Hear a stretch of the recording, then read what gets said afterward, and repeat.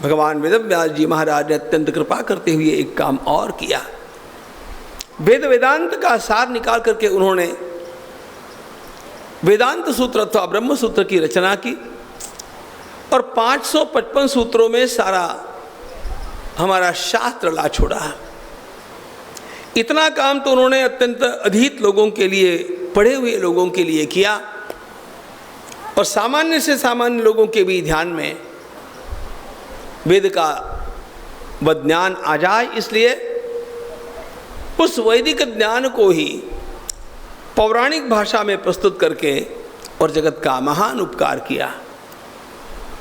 17 पुराणों के लिखने के पश्चात उन्होंने स्वयं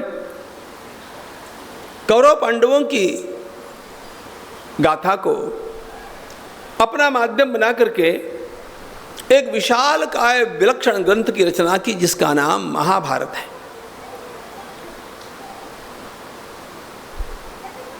महाभारत में केवल कौरव पांडवों की कहानी नहीं है।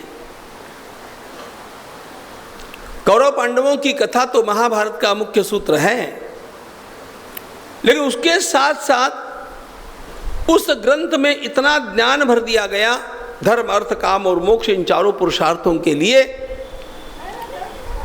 कि वैसा अन्य कोई ग्रंथ भूतल के ऊपर है ही नहीं। हमारे देश के पागल लोगों में यह अंधश्रद्धा है कि महाभारत का श्रवण नहीं करना चाहिए। जिसको ऐसा लगता है वो अंधा ही है। उल्टे ध्यान रखना चाहिए, महाभारत ये विजय का ग्रंथ है।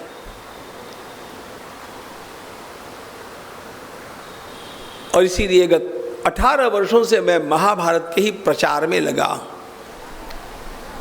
और बड़ी सुखद बात यह है कि अन्य सारे ग्रंथों से भी देश के युवकों को महाभारत में अधिक रस आने लग गया, क्योंकि यह संपूर्ण हमारे जीवन का प्रबंधन शास्त्र है। It's a doctrine of life management. ये सामान्य ग्रंथ नहीं।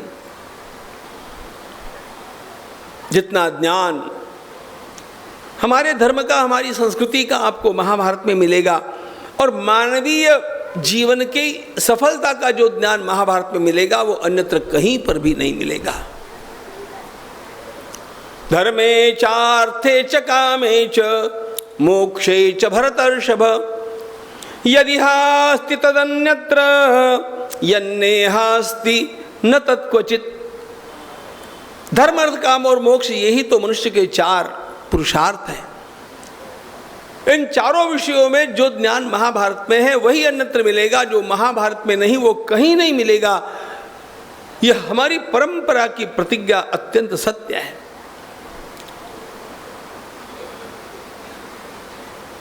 जिसके घर में महाभारत की पुस्तक रहेगी, महाभारत का ग्रंथ रहेगा, उसके घर में झगड़ा वगड़ा हो जाएगा, ऐसा पागल लोग कहते मानते हैं। मैंने स्वयं महाभारत में इसको खोजने का प्रयास किया और क्या पाया बताऊं। जिसके घर में महाभारत का ग्रंथ रहेगा वो जहां जाएगा विजय प्राप्त करके लौटेगा।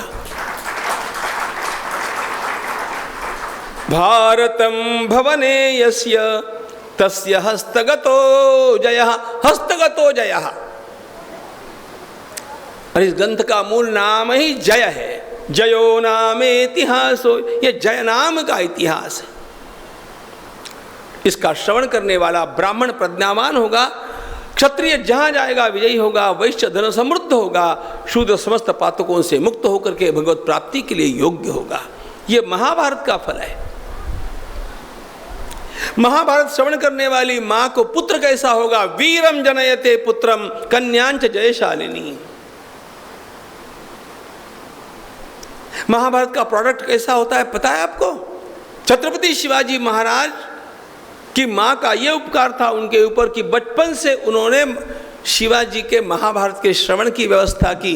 इसका परिणाम छत्रपति शिवाजी महाराज का व्यक्तित्व ऐसा निखर उठा कि वैसा अन्य कोई व्यक्तित्व नहीं है।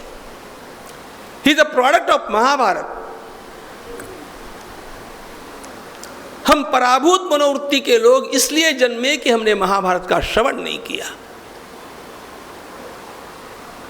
महाभारत किस लिए, ऐसा मुझे कोई पूछते हैं, मैं एक ही उत्तर देता हूं।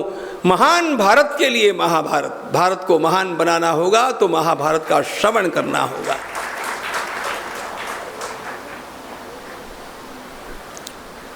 उसी का अंश तो भगवत गीता है।